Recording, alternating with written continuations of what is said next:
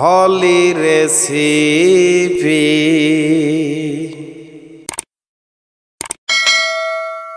আজ আমি গরমের সময় বাচ্চাদের একটি ফেভারিট রেসিপি নিয়ে এসেছি। সেটি হচ্ছে অরেঞ্জ আইসক্রিম, যেটি বাচ্চাদের খুব প্রিয়। শুধু বাচ্চাদের না, বড়দেরও অনেকের অনেক প্রিয়। আমারও প্রিয়, আইসক্রিম অনেক প্রিয়।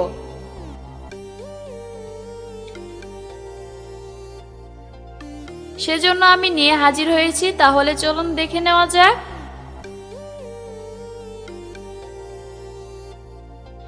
এখানে আমি কর্নফ্লাওয়ার নিয়েছি 1 চামচ।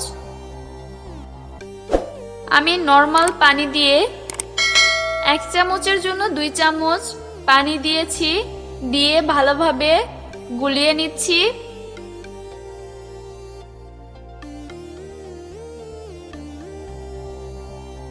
দেখতেই পাচ্ছেন আমি ভালোভাবে গুলিয়ে নিচ্ছি।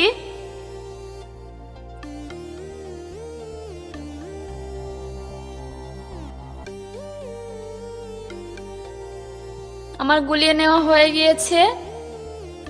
একটা অরেঞ্জ নিয়েছি, এটা আমি জুস করে নেব।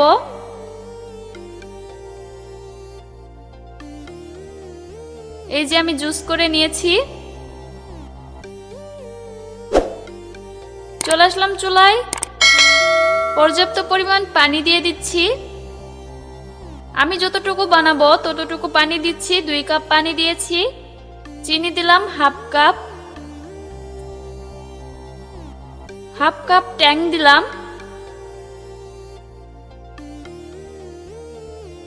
আমার কাছে ট্যাং আছে, আমি ট্যাং দিলাম। আপনারা অরেঞ্জ পাউডার পেলে অরেঞ্জ পাউডার দিবেন।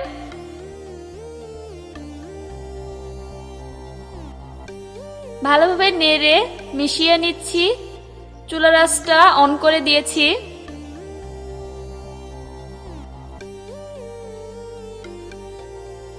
ভালোভাবে নাড়ছি এবং বলক আসা পর্যন্ত অপেক্ষা করছি। বলক যখন এসে যাবে এর মাঝখানে আমি দিয়ে দিলাম গুলে রাখা সেই কর্নফ্লাওয়ার। আমি যে প্রথমেই যে কর্নফ্লাওয়ার গুলে রেখেছিলাম সেই কর্নফ্লাওয়ার আমি দিয়ে অনবরত নাড়ছি। আর অবশ্যই এটা অনবরতই নাড়তে হবে। কর্নফ্লাওয়ার দেওয়ার পরে এটা নাড়া থামা যাবে না। যদি থামে থাকি তাহলে তলায় লেগে যাওয়ার সম্ভাবনা আছে। এজন্য অনবরত নাড়তে হবে। এই যে কর্নফ্লাওয়ার দেওয়ার পরেই বেশি জাল দিতে হয় না, অনেকটাই ঘন হয়ে গিয়েছে। আমি নামিয়ে নিয়েছি। আমি একটা টিফিন বক্স নিয়েছি, এর মাঝখানে আমি সেই মিশ্র ঢেলে নিচ্ছি। আমি ঠান্ডা করিয়ে নিয়েছিলাম।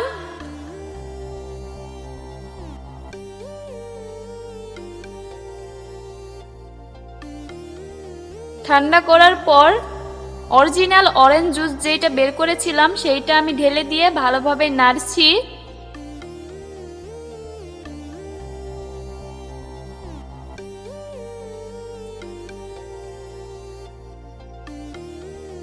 ভালোভাবে মিশিয়ে দিচ্ছি।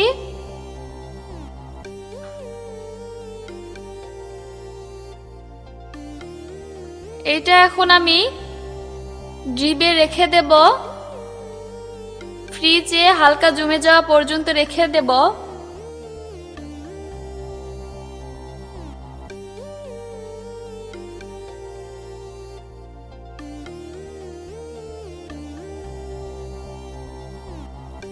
প্রায় আমি 2 ঘন্টার মতো রেখে দেব। এই যে 2 ঘন্টা আমি রেখে দিয়েছিলাম। 2 ঘন্টা পর ফিরলাম। এই যে দেখতেই পাচ্ছেন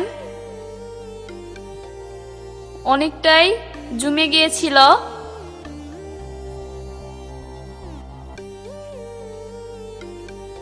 এটা আমি বের করে ব্লেন্ডারে জুস করে নিচ্ছি। এটা করার কারণ আইসক্রিমে, আমি যখনই আইসক্রিম বানাবো আইসক্রিমে অনেক আইস জমে থাকে, আইস আলাদা হয় এবং যে ফ্লেভারগুলো আমি দিয়েছি সেই ফ্লেভার আলাদা হয়। এজন্য আমি ব্লেন্ড করে নিচ্ছি। এতে আইসগুলো এবং যে মিশ্রণ দিয়েছিলাম সেই মিশ্রণগুলো একত্রে হয়ে যাবে। আমি একটা ছাঁচ নিয়েছি, আমি খাপগুলো আলাদা করে নিচ্ছি।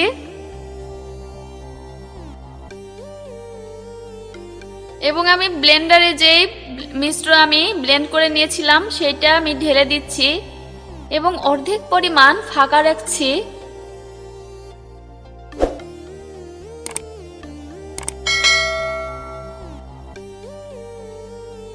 আমি সবগুলোতেই ঢেলে নিচ্ছি। আমার সবগুলোতে ঢেলে নেওয়ার পর অবশিষ্ট যতগুলো থাকবে আমি আরেকটা ছাঁচে ভরে নিয়ে ফ্রিজে রেখে দেব। আমি ফয়েল পেপার দিয়ে ভালোভাবে মুড়িয়ে দিচ্ছি।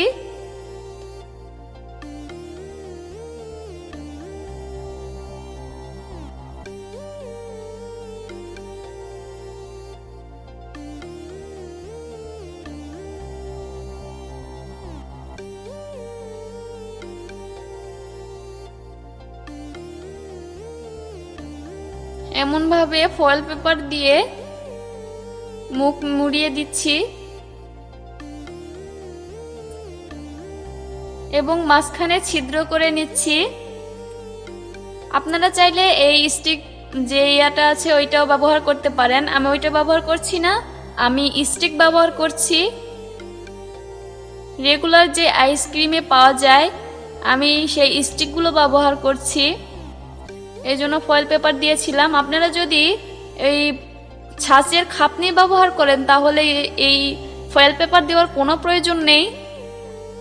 আমি স্টিক দেওয়ার পর ফ্রিজে রেখে দিচ্ছি পুরো রাতের জন্য। আমি পুরো একটা রাত পর সকালে বের করেছি। এখন দেখিয়ে দিচ্ছি কতটা এটা জমেছে। এরকম জমেছে। আমি একটা গ্লাসে পানি নিয়েছি। এটা সাথে সাথে বের করতে যাবেন না ফ্রিজ থেকে বের করে, তাহলে স্টিকটা উঠে আসবে, আইসক্রিম বের হবে না। প্রথমে 5 মিনিটের মতো নর্মাল পানিতে ডুবিয়ে রাখবেন, তারপরে এরকম টান দিবেন, অনায়াসে খুলে আসবে। আমার আইসক্রিম রেডি। বাজারের কেনার থেকে কোনো অংশে কম না। কিনে খাওয়ার কোনো প্রয়োজন নেই, বাসায় যদি তৈরি করা যায়।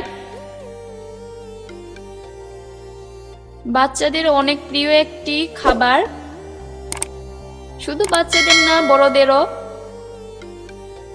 আমি খুব ইজিলি একটা রেসিপি তৈরি করে দেখানোর চেষ্টা করলাম। আমি জানি না আপনাদের কেমন লেগেছে। যেমনই লাগুক একটা কমেন্টের মাধ্যমে অবশ্যই জানিয়ে দেবেন। এখানেই বিদায় নিলাম, পরবর্তী রেসিপিতে দেখা হবে। আল্লাহ হাফেজ।